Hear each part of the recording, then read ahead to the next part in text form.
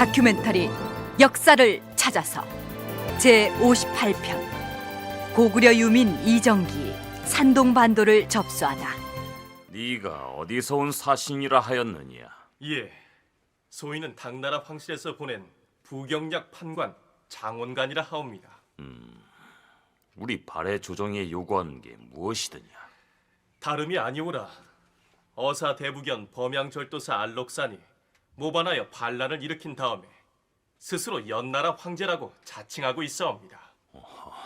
그래, 그 소식은 들어서 알고 있느니라. 반란 수계 안록산이 정병 20만을 이끌고 낙양으로 진군하고 있사온데 저희 당나라 황실에서는 금년 10월에 안록산의 반란군을 소탕할 것이옵니다.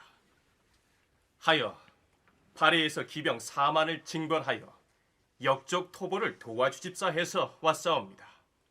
황제가 직접 보내지는 않았을 터인데 너를 보낸 상관이 누구더냐? 평로 유사 서기도이옵니다. 평로유사 서규도라. 알았느니라. 그리하오면 기병 4만을 보내 반역물이 토벌하는 일을 도와주시겠사옵니까? 도와주고 안 도와주고는 짐이 나중에 결정할 것이니라. 저 사신을 객관에 가두거라. 예! 대왕! 황제의 사신을 억류하는 법이 어디 있사옵니까? 객관에 들어가 편히 쉬라는데 말이 많구나. 여봐라! 당장 당나라로 달려가서 안록산의 반란군과 당나라 황군의 전황이 어떠한지 탐문해 오도록 하라. 8세기 중반 당나라를 발칵 뒤집어 놓았던 알록산의 난 혹은 안사의 난에 대한 이야기를 간략하게 소개한 적이 있죠. 서기 755년 당나라의 범양절도사 알록산이 반란을 일으켰고 반란군에 밀린 당나라 현종이 청나라 땅으로 도망가는 상황이 벌어집니다. 다급해진 당나라에서는 발해에 기병 4만을 요청하지만 발해 문왕 대음문은 상황이 어떻게 될지 모르기 때문에 섣불리 개입하지 않고 중립을 유지합니다. 당나라 조정의 명을 받아 평로 유사 서기도가 발해 문왕에게 지원 요청을 한 대목을 잠시 드라마로 꾸며서 들려드렸습니다만 발해에 기병 4만을 보내달라고 요청했던 바로 그 서기도라는 사람이 2달 후에는 당나라 조정을 배신하여 반란 세력인 알록산 쪽에 가담해버립니다. 그랬다가 서기도는 다시 안동 도부 장수에 의해 살해됩니다. 이런 어지러운 상황에서 당나라의 황제군과 반란군 어느 쪽에도 가담하지 않고 일정하게 거리를 두면서 중립을 지켰던 발해 문왕의 처신은 지금 생각해도 바람직한 것이었습니다. 전에 소개드렸던 알록산의 난 얘기를 다시 꺼내는 이유가 있습니다. 우리가 알고 있는 고구려 유민 출신의 전설적인 인물 이정기가 바로 알록산의 부하였던 것입니다. 그때 알록산은 지금의 북경 지방에 있는 그 범양 번진 그 대규모 군단하고 그리고 저 여수 지방에 있던 그 평로 번진 그리고 그 북경 옆에 있는 어느 지역 세 개의 그 번진의 그 절도사를 겸하고 있었는데 그때 이제 그 이정기는 알록산의 부하였어요. 평로 번진에 있던 알록산의 부하인데 중간에 이제 그 알록산에 이제 뭐 유력 군대 막 뽑아가지고 이제 중원으로 내려가서 막 당나라하고 이제 이렇게 그걸 하는데 그때 이 평로에서 요서 지방에서 알록산한테 이 반기를 드는 세력들이 나와요. 여기서 번진이란 중국 당나라 시기의 군직을 일컫는 말인데 주로 변경 지방에서 군사를 통관하던 직책이었습니다. 그러니까 정리하자면 알록산은 평로절도사, 범양절도사, 하동절도사를 겸하고 있었기 때문에 3개의 번진을 장악하고 있었고 그 휘하 병력이 18만에 이르렀습니다. 알록산은 이 군사의 힘을 이용하여 반란을 일으켰던 것입니다. 알록산이 유력 군사를 뽑아 중원으로 진격하여 당나라 황제군을 물리치고 있을 때 평로 번진에 남아있던 이정기는 주변 세력과 함께 알록산에게 반기를 들게 되었다. 그런 얘기입니다. 그럼 지금부터 이정기가 알록산 진영에 등을 돌리고 어떻게 산동 지방으로 건너와서 나름의 왕국을 건설하는지 살펴보기로 하겠습니다. 이정기에 대한 논문을 다수 발표한 바 있는 동국대 정병준 교수와 함께 하겠습니다. 서기 668년에 고구려가 멸망하자 당나라 조정은 고구려 유민들을 대거 당나라로 끌고 들어갑니다. 그때 고구려 유민들이 끌려갔던 중간 거점 지역이 바로 요서 지방의 영주였습니다. 지금 이진충이 영주 도독의 횡포를 응징하기 위해 싸움을 벌이고 있다. 우리는 이 싸움에 끼어들 필요가 없을 것이다. 이제 우리는 옛 고구려 영토로 가서 고구려의 혼을 잇는 새로운 나라를 건설할 것이다. 자, 동쪽으로 가자.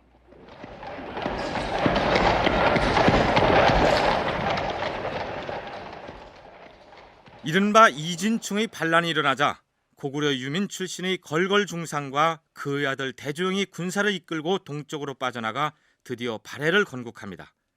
그러나 영주 지방에는 여전히 많은 고구려인들이 거주하고 있었습니다. 정병준 교수의 얘기입니다.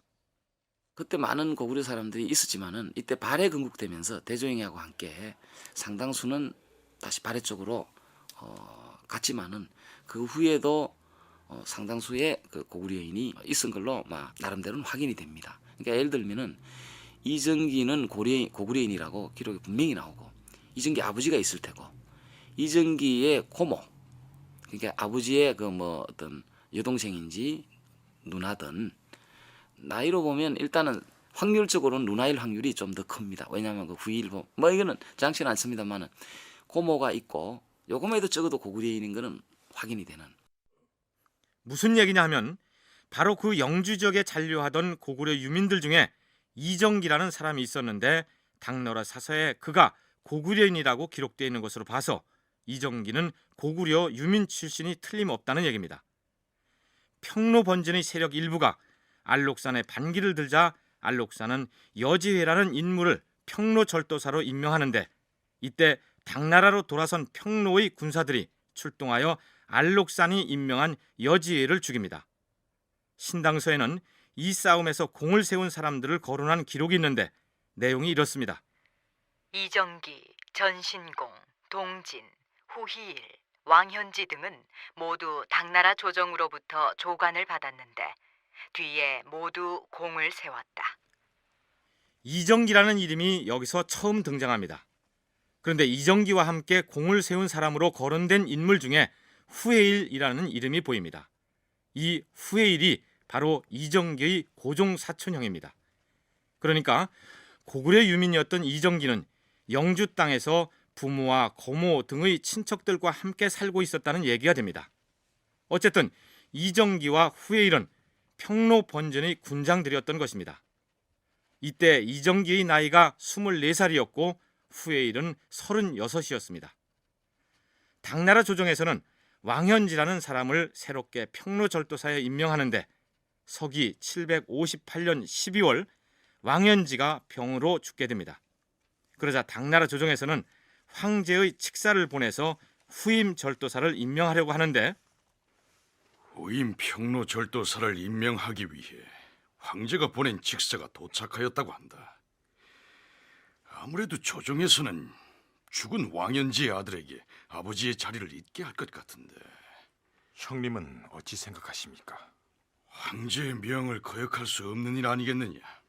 더군다나 안녹산이 죽고 그의 부하 사사명이 반란군을 지휘하고 있었는데 장안과 나경을 황제군에게 뺏긴 다음에는 사사명마저 당나라에 투항해버렸지 않느냐. 이런 때 조정의 명을 거역하면... 형님, 제가 따로 생각이 있습니다. 만일 책임질 자리가 형님에게 주어지면 잘 해낼 수 있겠습니까? 아니, 무슨 얘기를 하는 겐가? 두고 보면 알 것입니다. 황제의 칙사에게 우리의 힘이 살아있다는 것을 보여줘야지요. 자, 그럼 밖에 군졸과 장수가 모두 모여있다니 칙사를 위한 환영잔치에 나가보십시다. 평로절도부의 무창졸들은 듣거라. 너는 황제 폐하의 명을 받고 조정에서 나온 황관이다. 절도사 왕현지가 유명을 달리하여 새로이 절도사를 임명해야 할 것인데. 평로의 장수 이정기여, 듣자하니 죽은 왕현지의 아들에게 철도사 자리를 물리려고 하는 듯한데 우리 평로의 장들들은 받아들일 수 없어. 장들들도 나와 의견이 같지 않은가? 저림 철도사의 아들은 내 칼을 받아라! 아니 이런 이정기는 황제의 사신이 보는 앞에서 전임 절도사의 왕현지 아들을 죽여버립니다. 쿠데타를 일으킨 셈이죠. 우리 평로부를 책임질 적임자로 군장 후위를 청가하겠어. 장차 후위를 평로 절도사로 임명해 줘야 할 것이오. 이거는 뭐 쉬운 게 아니에요. 그 황간이라는 건 황제의 사신이거든요. 황간이 있는 앞에서 쿠데타를 일으키는 겁니다. 그래서 그 평로 군단에 그 2만 명이 넘는 그 군단의 그 실권을 이정기가 장악을 하는. 그런 다음에 이 후희를 사령관으로 일단 추대를 해, 지도자로. 이 당나라 입장에서는 어쩔 수가 없어요. 여기는 어떤 통제를 가할 수 없는. 그러니까 그 상황에서 그 후희를 당나라에서 절도사로 이제 임명을 해줍니다. 그래서 이제 이때 요서에 이미 있을 때 그 후일이 그 절도사가 되면서부터 사실상의 실권자는 이정기였다라고 말을 할 수가 있습니다. 이정기가 황제의 칙사 앞에서 쿠데타를 일으켜서 고종사촌인 후웨이를 절도사로 옹립할 수 있었던 것은 평로 번진 군사들에 대한 강력한 장악력이 있었기 때문에 가능했겠죠. 그리고 당나라 조정에서도 이정기 후웨이의 실력을 간과할 수 없었기 때문에 하는 수 없이 평로 절도사로 임명하지 않으면 안 되었을 것입니다. 중국 사서인 자치통감에는 이렇게 기록되어 있습니다. 참고로 이정기의 본명은 이회옥입니다. 고려인 이회옥이 비장으로 있었는데 왕현지의 아들을 죽이고 후희일을 추대하여 평로 군사로 삼았다. 후희일의 모친은 이회옥의 고모이다. 이에 이회옥이 그를 세운 것이다. 조정은 그에 따라 후희일을 절도부사로 삼았다. 절도사가 군인들에 의해 폐립되는 것은 이로부터 시작되었다. 당나라 숙종 원년 6월 다시 반란을 일으킨 사사명은 위주에서 스스로 연나라 왕을 칭하더니 이어서 자신들이 점령한 낙양에서 황제를 칭하기에 이릅니다. 그런데 얼마 안 가서 사사명의 아들 사조이가 아버지를 살해하고 황제의 즉위를 물려받습니다. 절도사 나으리, 반란군 사조위의 군사가 우리 평로 번지를 에워싸고 있습니다. 겁낼 거 없다. 모든 장졸들이 나가 싸우다 보면 조정에서 황제군이 구원병을 보낼 것이 아니겠느냐.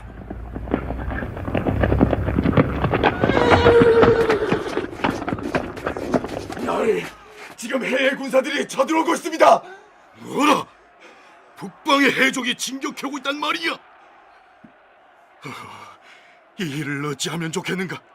그렇잖아도 사조 위의 군사가 진을 치고 있는 마당에 설상가상으로 해족까지 밀려오고 있다 하니 우물쭈물하고 있다가는 앉아서 목숨을 내주게 생겼습니다. 지금 우리 평로번진의 군사들은 어찌하고 있습니까? 해족의 진입을 받아 갈팡질팡하고 있는 처지가 아닌가. 안 되겠습니다. 자, 갑시다. 아유, 어디로 가자는 것인가? 군사를 모아서 남쪽으로 가야 합니다. 반란군이 길을 막고 있으면 방어막을 무너뜨리고 가면 될 것이 아니겠습니까? 알겠네. 저 평로의 모든 군사들은 가솔들과 함께 우리를 따라 나서라. 병사들은 사조위의 반란군을 무찌르고 길을 뚫어라.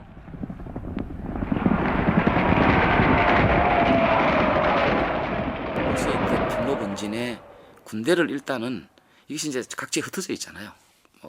큰 요수 지역 거의 전역에 일대 거기서 이제 대부분의 군대를 일단은 모았겠죠. 그 해족이 막 내려오니까. 물론 그 유력군은 서방에 있었을 겁니다. 왜냐하면 그 반란군 이 알록산 그 반란군 쪽하고 뭐 각축 벌이느라 있었겠지만은 어쨌든 모아가지고 그 범양 반란군 북경 쪽 군단의 방어선을 돌파합니다. 근데 기록이 아주 처절해요. 그러니까 돌파하면서 이 어떤 막 처절한 싸움을 합니다. 이정기와 후회일 일행이 본거지로 삼고 있던 영주는 지금의 조양입니다. 그들은 일단 남서쪽으로 이동하여 바닷가인 텐진, 즉 천진을 향해 대규모 피난 작전을 감행하고 있는 것입니다.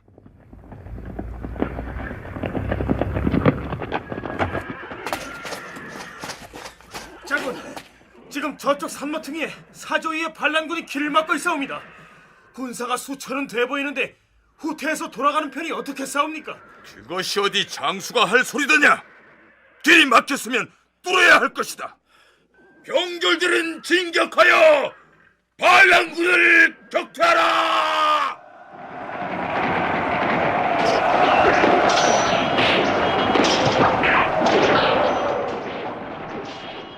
대규모의 그 집단이 일단 그 이 범양 번진 그저 북경 쪽 군단의 반란군 쪽의 군단을 뚫고 장성을 산해관 쪽으로 넘어요.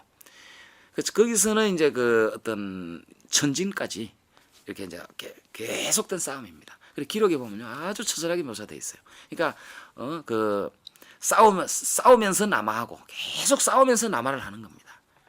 뚫고. 그래 이제 그 남하를 하다가 이제 천진쯤에 왔을 때 천진 부근에서 지금 천진 지역은 원래는 그 어떤 그 당시는 바닷가였죠. 이게 천진 시가지의 약간 안쪽 지역에 그 있는 지역인데 그 부근에서 뗏목을 타고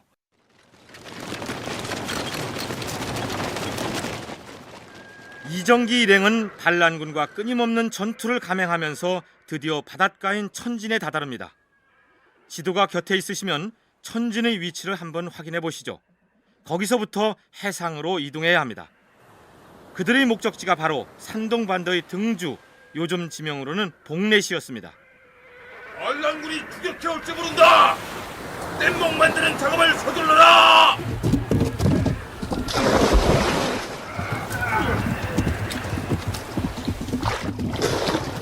이정기 일행은 천진에서 뗏목을 타고 산동반도로 이동해 간 것으로 기록되어 있습니다.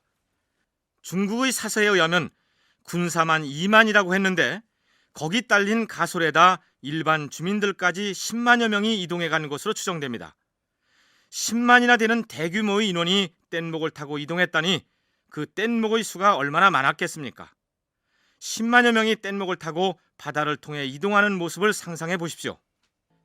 자, 그러면 이정기와 후해일 집단이 뗏목을 타고 고난의 행군 끝에 도착한 산동반도에는 어떤 사람들이 살았고 또 어떤 사람들이 드나들었을까요? 이 대목은 동국대 윤명철 교수로부터 들어보시죠. 고구려 유민들이 대거 건너왔습니다. 요소지방을 통해서 오게 됐고 요동반도를 통해서도 계속 건너왔고요. 그 다음에 백제가 망한 다음에도 백제의 왕족이와 많은 사람들 올 때 산동반도의 등주항을 통해서 장안으로 끌려갔습니다. 당연히 여기는 백제 유민들이 있었고요. 그 다음 신라 사람들도 많이 왔는데 그 전에도 그랬습니다만 특히 660년에 원효 의상이 출발했을 때 특히 의상이 출발했을 때 도착한 항구는 현재 가장 유력시되는 곳이 바로 등주항이 됩니다. 그 이후에도 통일된 이후에는 신라의 상인들, 신라의 사신들, 신라의 승려들, 관리들이 대부분 도착한 적이 바로 산동반도 북부 지역입니다. 산동반도는 초기에 반란군인 알록산, 사사명의 점령하에 있었으나 이정기와 후해일 일행이 도착했을 때는 반란군과 당나라 황제군이 각축을 벌였던 지역이었습니다. 그런데 이정기 집단이 산동반도에 이르러서 별다른 전투를 했다는 기록이 없는 걸 보면 그들이 별 어려움을 겪지 않고 산동 지역을 거점으로 삼았던 것으로 보입니다. 아니, 일부 저항 세력이 있었다 하더라도 2만의 정예병을 당해낼 수는 없었겠죠. 더구나 그들의 군대는 유목민과 치열한 전투를 벌였던 실전 경험을 갖춘 정예 부대였습니다. 후일을 평로지청 절도사에 임명하노라. 당나라 황제가 후해일에게 내린 관작이 평로치청 절도사였습니다. 평로절도사는 산동으로 떠나오기 이전에 영주 지역을 관할하던 직책이었는데 거기에 더해서 산동반도의 해당 지역인 치주 절도사와 청주 절도사를 겸하게 한 것입니다. 그러나 후해일의 실질적인 관할 지역은 청주, 치주, 제주, 기주, 밀주, 해주 등 6개 주였고 치주에 본부를 두고 있었습니다. 치청이라는 이름을 넣어준다는 것은 그 일대를 지배하는 절도사로서 공식적으로 인정해준다는 거죠. 그래서 이제 그 인정했는데 막 그 무렵은 알록산의 당나라가 반란군에 대해서 마지막 총공세를 막 가하던 때였어요. 그래가지고 이제 이 낙양을 점령했는데 낙양이 그 하고 그때 반란군의 황제가 이 사삼행의 아들인데 사조이였는데 사조이가 이제 그 정주, 변주 이를 거쳐서 하북 쪽으로 계속 도망치면서 저항을 하는데 어쨌든 이제 후예일과 이정기는 새로운 터전의 독자적인 권력 기반을 마련한 것입니다. 후예일이 평로치청 절도사가 된 서기 762년 5월은 반란군과 당나라군의 전쟁이 고비를 지나 이제 마무리를 하려는 시점이었습니다. 같은 해 9월 당나라 황제 대종은 반란군인 사조의 군대에 대한 대대적인 공격을 준비하게 됩니다.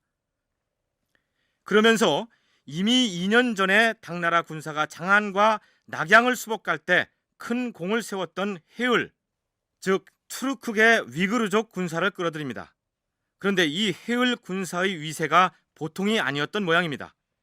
당나라 황제 대종의 장남인 태자 이괄이 악자양, 위거, 위소와 등의 장수를 거느리고 낙양으로 가는 길목에서 해을의 추장격인 가한을 만났는데 중국 사서 자치통감에는 이렇게 기록되어 있습니다.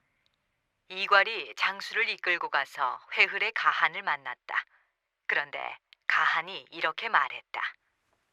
어찌하여 그대는 나에게 절을 올리지 않는가? 그러나 당나라 태자의 부하인 악자양이 그것은 예에 맞지 않다고 대답했다. 그러자 회을의 장수 차비가 나서서 말하기를 당나라 황제와 우리 회을의 가하는 형제지간이나 마찬가지다. 그렇다면 황제의 아들인 태자에게 회을의 가하는 숙부가 되거늘 어찌 절을 올릴 수 없다는 말인가? 그러자 다시 악자양이 말했다.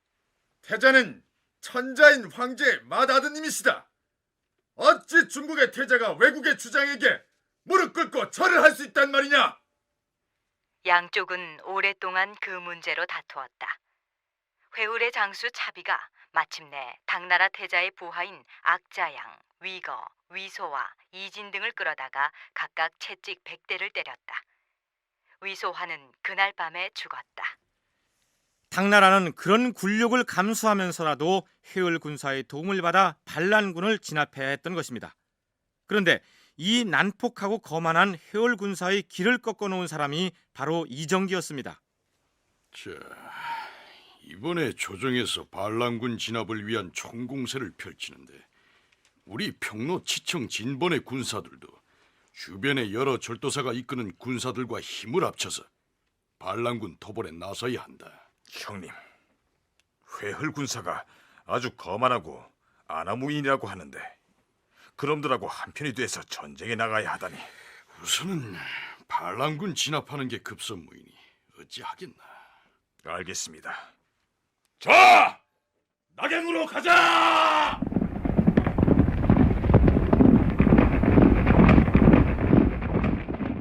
이 산동이 내려와서 근거지를 막 만드니까 당나라 황제가 후이일한테 평로치청 절도사로 임명을 하는데 막 그 무렵이 이제 당나라가 총공세를 준비할 때였어요. 그런데 이제 공세를 준비할 때 회헐 유목 쪽이죠. 그 당시에 이제 북방을 그 돌궐에 이어서 북방을 그 어떤 제패하고 있던 아주 강력한 그 어떤 유목 그 국가지만은 이 회헐 군대를 청하는 겁니다. 근데 회헐이 와가지고 아나무인이에요. 그래서 그 이 당나라 그 군대와 같이 이제 그 장안 쪽에서 낙양을 그 당시 수도가 반란군 수도가 낙양이었으니까 낙양으로 공격하면서부터 뭐 아주 뭐 기고만장입니다. 아나무인.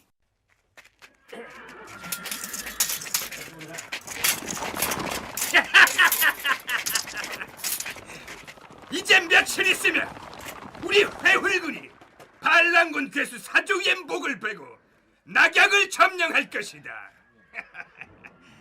당나라의 절도사들이 인선하는 군대 그가 오합지졸이 아니더냐.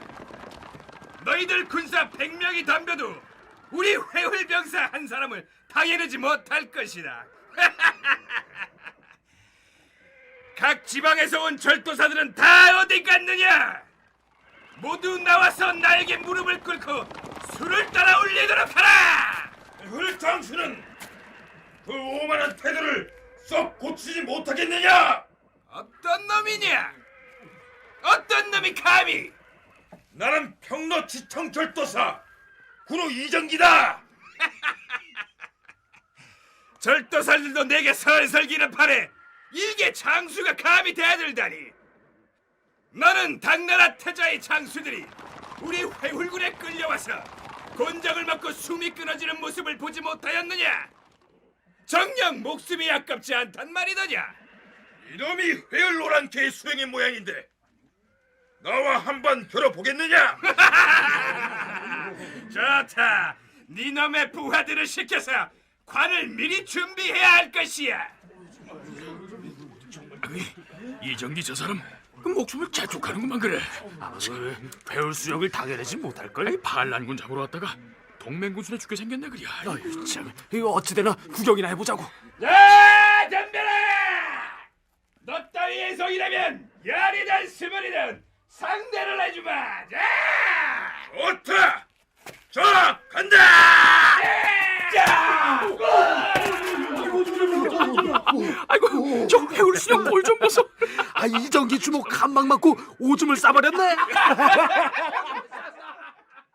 이 장면을 구당서 열전편 이정기전에서는 이렇게 서술하고 있습니다. 군대가 반란군 사조이를 토벌하기 위해 정주에 이르렀다. 그때 회을 수령이 난폭하고 멋대로 행동하였지만 절도사들은 모두 어찌하지 못했다. 그러자 군후 이정기가 홀로 기세로서 회을 수령을 꺾으려 했다. 그리하여 회을과 다투다가 싸움이 벌어졌다. 많은 군인들이 모여 구경을 하면서 한결같이 회을이 이정기를 내쳐버릴 것이다 라고 입을 모았다. 싸움이 시작되어 이정기가 그 수령을 잡고는 등을 내려쳤다. 회을이 오줌을 싸버렸다.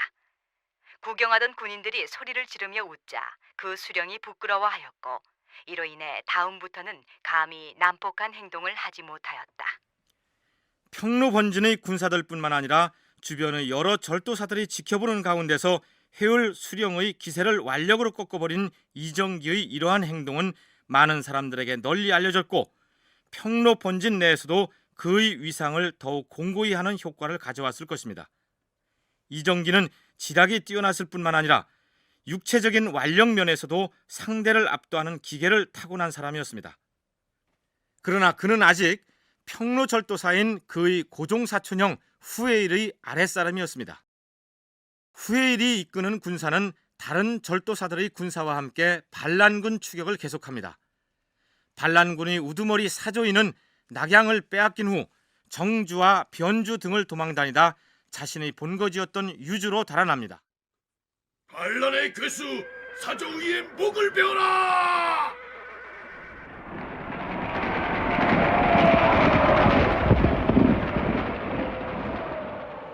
추격이 계속되자 궁지에 몰린 사조이는 해나라와 거란으로 도망다니다 추격병에 쫓겨 마침내 목을 매서 자살하였고 이로써 7년여에 걸친 안사의 난이 막을 내렸던 것입니다.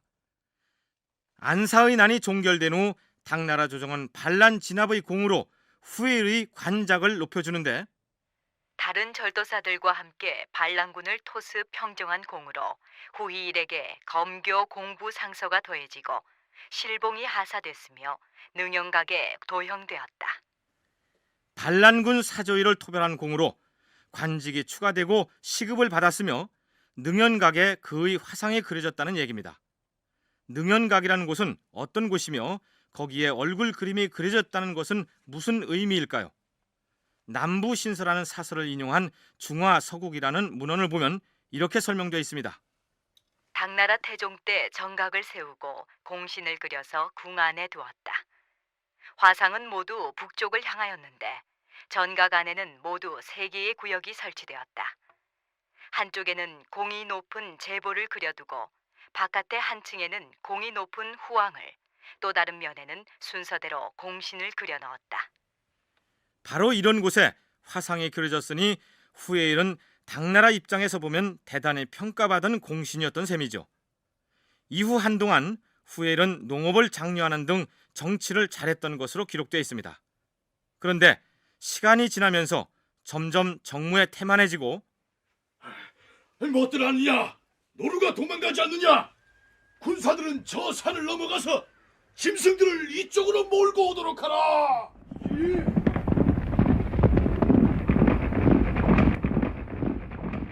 군사를 동원하여 사냥으로 세월을 보냈는가 하면 어찌하여 불상을 깎는 석공들의 수가 이것뿐이냐? 돌을 다 뒤져서라도 석공들을 데려오도록 하라. 그리고 저 산기슭에 좀 더 큰 전을 지어야겠으니 병사들을 모두 불러오도록 하라. 불교에 몰입해서 대형 불사를 일으키니 병사들과 백성들의 불만이 높아갈 수밖에 없었겠죠. 절을 짓는다든지 그 불사를 많이 일으켰다. 그리고 저 후일은 또 나중에는 안하무인이다. 이런 기록이 나옵니다. 그리고 또 하나는 이 후일이 이제 이 사냥을 하면서 돌아다니는 걸 굉장히 좋아해요. 그런데 사실은 당시에 절도사라고 보면요, 하나의 우리나라만한 땅덩어리 왕이에요. 그 지역에 절도사가 사냥하고 다니면 그거는 그 지역 사람이라든지 군인들 말해요, 어마어마하게 동원되는. 그래서 사냥하고 다니면서 좋아하면서 또 이 사람들이 아주 고생을 많이 했다, 이렇게 나옵니다. 거기 비해서 이정기는 침착하고 굳센 성품으로 병사들의 신망이 두터웠다고 기록되어 있습니다. 형님, 한 달이면 20날을 사냥터에서 보내시니 정사는 언제 돌보시려고 그러십니까? 이놈아, 이제 토벌할 반란군도 사라졌고 황제도 우리 번진을 좌지우지 못하는 마당에 내가 사냥을 즐기기로 무엇이 그리 잘못됐다는 게냐? 한번 사냥을 나가면 사냥 행차에 동원되는 병사들이 농사일을 돕지 못한 손해가 얼마며 사냥터 인근에 끼치는 민폐는 또 왜 생각을 못하십니까? 그리고 어쩌자고 불사를 그리 끊임없이 일으켜서 백성들의 생활을 곤궁하게 만드십니까? 네가 감히 나한테 훈계를 하자는 게냐? 나는 황실로부터 공신으로 인정받는 절도산이라. 잔소리 듣기 싫으니 썩 물러가거라. 아니다. 여보라, 이정기 저놈한테서 병마사 직책을 파할 것이니라. 후에일은 결국 이정기를 해임합니다. 요즘식으로 말하자면 보직 해임인 셈이죠. 그러자 병사들 사이에서 불만이 쏟아져 나옵니다. 이정기 장군을 파직하다니? 어디 가랑키란 조상가 이게? 누구 때문에 절도사가 되고 공신에 봉해졌는데 이대로 넘어갈 수 없겠지. 응? 이대로 넘어가지 않으면 황제가 준 벼슬인데 어쩌겠어? 그런데 이정기의 파직은 이정기가 자처했을 것이라고 정봉준 교수는 분석합니다. 당시 당나라의 사정을 보면 안사의 난은 종결됐으나 사조일을 진압할 때 총사령관이었던 복고회원이라는 장수가 자신이 세운 공만큼 대접받지 못했다고 불만을 터뜨리다가 결국 반란을 일으킵니다. 안사의 난이 종결된 다음에 복고혜인이가 저 서북 지방에서 반란을 일으킵니다. 그래서 이제 회의를 끌어들이고 티벳을 끌어들이고 만만치가 않아요. 반란을 일으킵니다. 그리고 이 당을 압박해요. 그러니까 당나라 입장에서는 동쪽 돌아볼 길이 없습니다. 거기에 모든 촉각이 건두세 있는 상황에서 그래서 이제 저 이정기 같은 경우는 때가 됐다라고 하는 것이, 자, 황제가 임명했지만은 황제 임명제를 한다는 걸 황제에 대한 도전을 의미하기 때문에 직접 임명한 거거든요. 절도사들은 황제가 직접 임명하는 겁니다. 복고회원의 반란 때문에 당나라 조정이 산동반도 쪽에 정신을 팔 겨를이 없는 틈을 노려서 이정기가 자신이 세워뒀던 계획을 실행하겠다고 나섰다는 얘기입니다. 그렇다면 이정기의 계획이라는 건 어떤 것이었을까요? 후에일은 불교를 신봉하여 대형 불사를 일으켰을 뿐만 아니라 무속에도 빠져 있었던 모양입니다.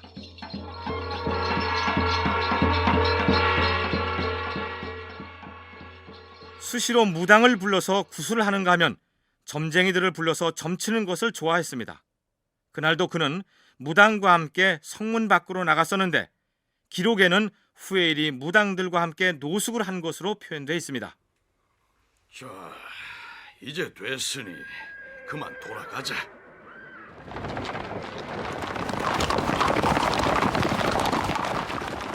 그런데 성문 입구에서 문제가 생겼습니다.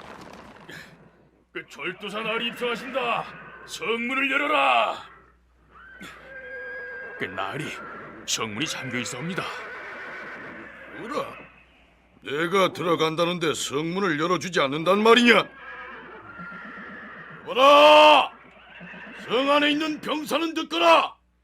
목이 달아나기 전에 성문을 열지 못하겠느냐? 성문을 열어줄 수 없소이다. 무엇이라! 이런 무엄한 놈을 봤나? 내 이놈! 빨리 열지 못할까?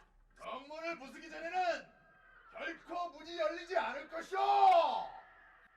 이런 무엄한 놈 같으니! 여봐라! 성문을 부숴라!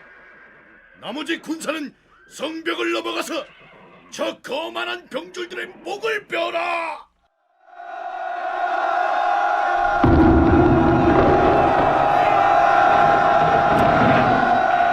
저 포악한 절도사와 그를 호위하고 있는 군사를 모조리 쳐라!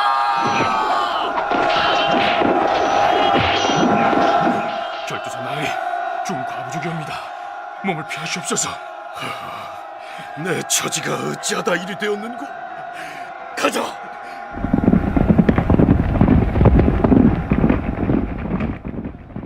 후에일은 급히 영평절도사가 있는 골주로 도주하여 당나라 조정에 표문을 올리고 제를 기다립니다. 당 조정에서는 후에일을 사면하고 조정으로 불려들여 검교 우복사라는 직위를 제수합니다. 당나라 조정이 쫓겨온 후에일을 이처럼 후대한 것은 혹 나중에 이정기 집단이 조정에 반발하는 행동을 보일 경우 그를 적절히 이용하겠다는 계산 때문이었겠죠. 그건 그렇고 이 반란을 이정기가 사주했는지 여부는 확실치 않습니다. 그러나 신당서에서는 이정기가 주도적으로 군인들을 부추겨 후에일을 쫓아낸 것으로 기록하고 있습니다. 그렇다면 당나라 조정에서는 이정기를 어떻게 대했을까요? 당나라 대종이 이정기를 절도사에 임명하고 정기라는 이름을 하사하였다. 한편 대종은 이정기에게 평로 치청 절도, 관찰, 지도, 영전, 해운압 신라발의 양번사, 검교 공부 상서, 겸허사 대부, 청주 자사의 관함을 제수하였다. 우리가 이 프로그램에서는 처음부터 이정기라고 했습니다만 사실은 이전까지는 이해옥이었고 당나라 대종이 정기라는 이름을 내린 이 시점부터 이정기라 불러야 옳습니다. 그렇다면 당나라 조정에서는 현직에 있던 절도사를 쫓아내고 권력을 장악한 그에게 벌을 내려야 마땅할 터인데 어째서 자기 자신을 바로 세운 사람이라는 의미의 정기라는 이름까지 하사하면서 절도사에 임명했을까요? 그것은 이정기와 그가 장악한 세력을 만만히 볼 수 없었기 때문이었겠죠. 애당초 황자가 보낸 사신 앞에서 전임 절도사의 아들을 죽이고 후에일을 평로 절도사에 앉힌 사람이 이정기였습니다. 그러니까 이정기가 후에일이 이끌어온 집단의 실세였다는 얘기죠. 이정기는 치밀하게 기회를 엿보다가 서북지방에서 복고해연이 반란을 일으켜서 당나라 조정이 산동반도에 미쳐 신경을 쓸 겨를이 없을 때 후에일로 하여금 자신을 파직하도록 유도했고 결국 그를 추방한 뒤에 권력을 쟁취한 것입니다. 앞에서 당나라 대종이 이정기에게 내린 꽤 복잡한 관직을 소개해드렸습니다만 후에일이 절도사 자리에 있을 때 부여했던 관직에다 새로 추가된 관직이었습니다. 해운압 신라발의 양번사가 그것인데 무슨 내용일까요? 이정기를 임명하면서 그 이민족 관장 그게 내용이 바뀝니다. 그러니까 그전에는 주로 거란, 해, 발해 뭐 또 이런 식으로 해서 갔는데 북방 쪽인데 요 내려와 가지고는 이정기한테 이제 그 절도사 정식으로 이제 임명해 줄 때는 신라 발해 양번사 그러니까 이제 신라와 발해의 그 외교 관계를 관장하는 그걸 내려주는데 그렇기 때문에 그 기본적으로는 발해 같은 경우도 어떤 루트야 여러 개 있다 하더라도 일단은 그 이정기 번진을 통해서 당과 관계를 가지는 걸로 쉽게 얘기해서 신라나 발해가 당나라 조정에 들어가려면 이정기가 절도사로 있는 산동반도의 등주로 들어온 다음에 육로를 따라 장안으로 가야 하는데 바로 그 애교 사절들을 관장할 권한을 이정기에게 내려주었다. 그렇게 보면 될 것 같습니다. 자, 그런데 이정기를 간단하게 평로 치청 번진의 절도사라고 얘기하는데 사실 번진 자체가 군사 직책이었고 절도사 역시 병마 절도사나 혹은 수군 절도사의 사례에서 보듯이 군사 직함입니다. 그렇다면 군인이 일반 주민들을 다스렸다는 얘기가 아니겠습니까? 번진을 얘기할 때, 절도사를 얘기할 때 군사적으로 이해하면 안 됩니다. 그게 이제 이 사람들이 우리 식으로 얘기하면은 계엄 시대가 되면은 우리나라도 이 도청이나 이런 거 다 군인들이 접수하잖아요. 그 이제 다스리는데 당시에 그 번진들은 군사권만이 아니라 자기 할당된 그 지역에 민정, 재정, 기타 뭐 모든 것에 대한 관할권을 가지고 있었던 겁니다. 그러니까 뭐 거의 제후 수준이에요. 현대식으로 비유하자면 계엄령이 내려졌을 때 지역 계엄 사령관의 역할을 담당했다. 이런 얘기입니다. 더군다나 이정기의 번진은 당나라 조정에 고분고분하지 않고 반기를 든 반역 번진이었으니 제후국의 임금에 버금하는 권력을 가지고 있었던 셈이죠. 자, 그럼 이정기와 그가 절도사로 있던 산동 지방의 치청 번진, 즉 치주, 청주 번진에서 어떤 일을 하는지 살펴볼까요?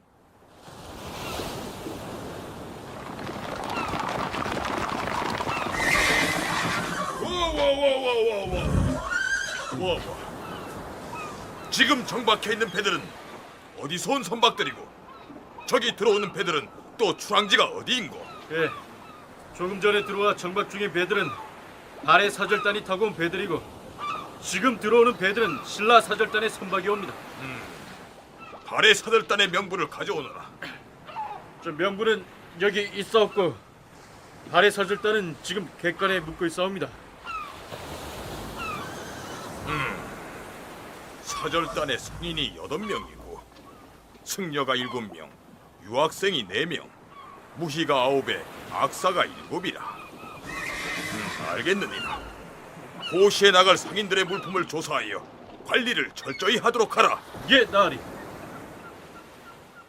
발해나 신라에서 온 사절단의 물물 거래에 관한 얘기는 지난 시간에 소개해드렸기 때문에 여기서는 생략하도록 하겠습니다.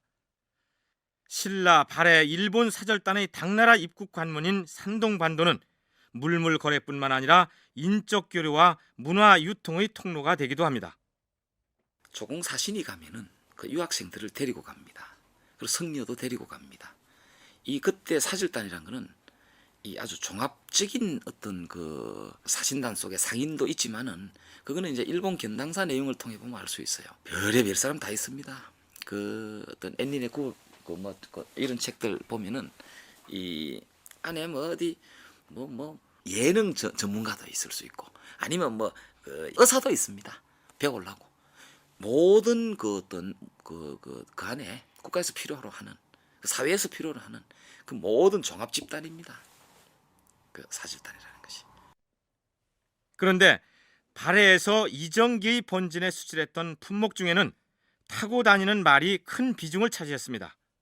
신당서에 기록되어 있는 발해의 특산물을 살펴보면 그 나라가 귀중히 여기는 것은 태백산의 토끼, 남해의 다시마. 여기서 남해는 발해 오경 중의 하나인 남해 남경부를 가리킵니다.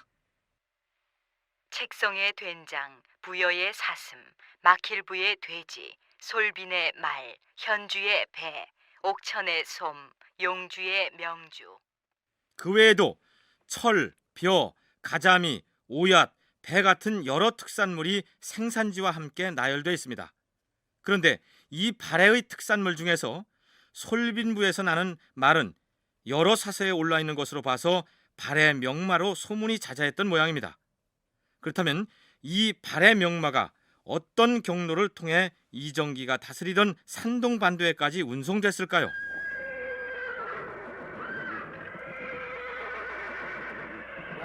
자, 가자.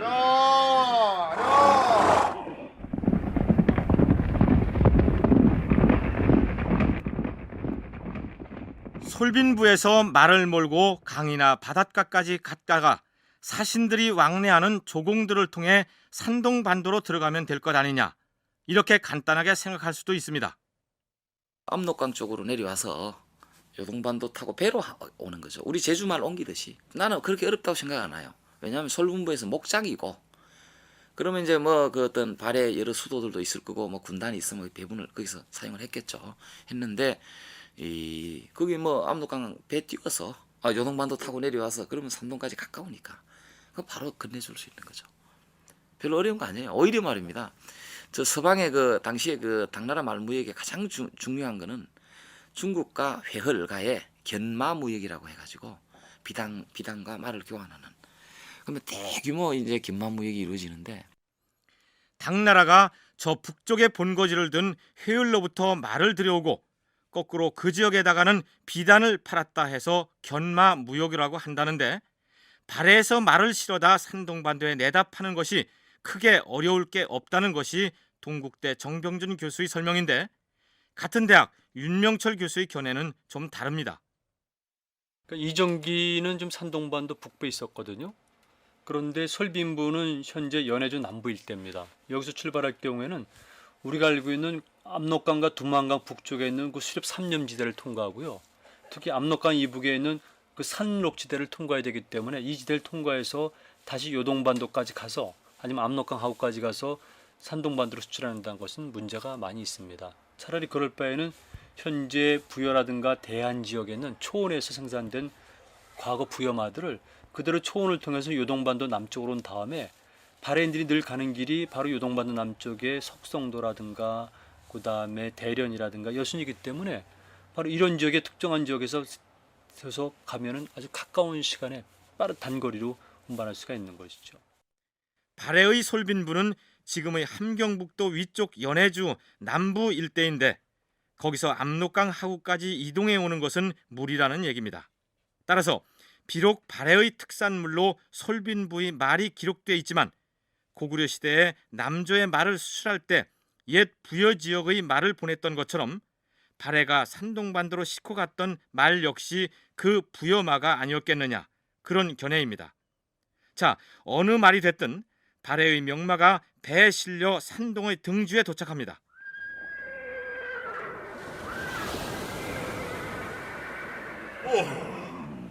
발해 말이 훌륭하단 말은 익히 들었는데 과연 명마로고, 오늘 도착한 말이 모두 몇 필인고? 예, 120필이옵니다, 나리.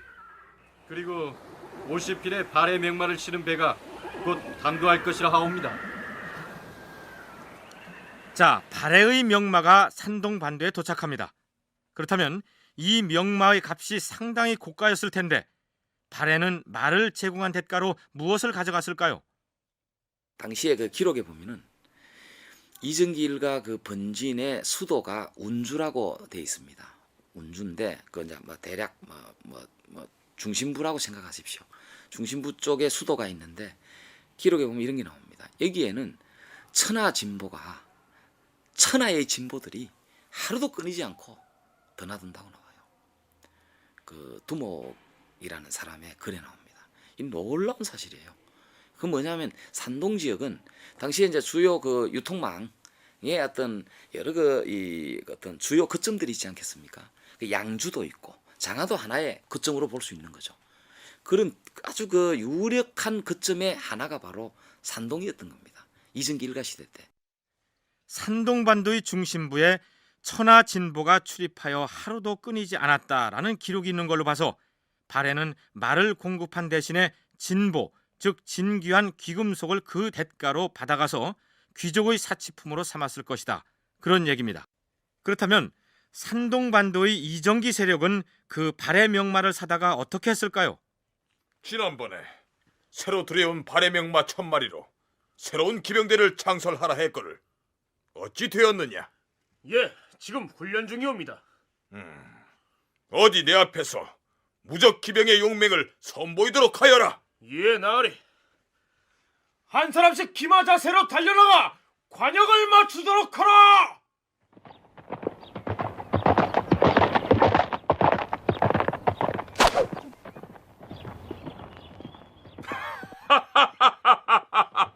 과연 춘마의 장병이로구나. 그 이정기 집단은요, 그 어떤 보병 중심이 아닙니다. 기병 중심, 그 요새에서부터 이 기병 중심이고, 그런데 저 말이라는 거는 그 이게 소모품이거든요. 그리고 그 산동에서 이걸 한다고 해서 좋은 말로서 계속 연결되지 않아요.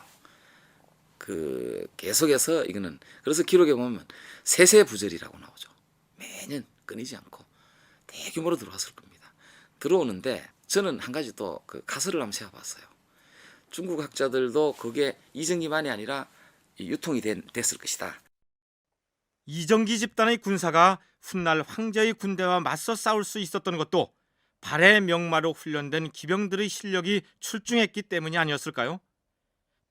이렇게 발의 명마로 무장한 이정기의 번진을 비롯해서 평소 당나라 조정에 호락호락하지 않았던 이른바 반역 번진들이 연합하여 당나라의 황제군과 맞대결을 벌이는 일대 전투가 벌어집니다.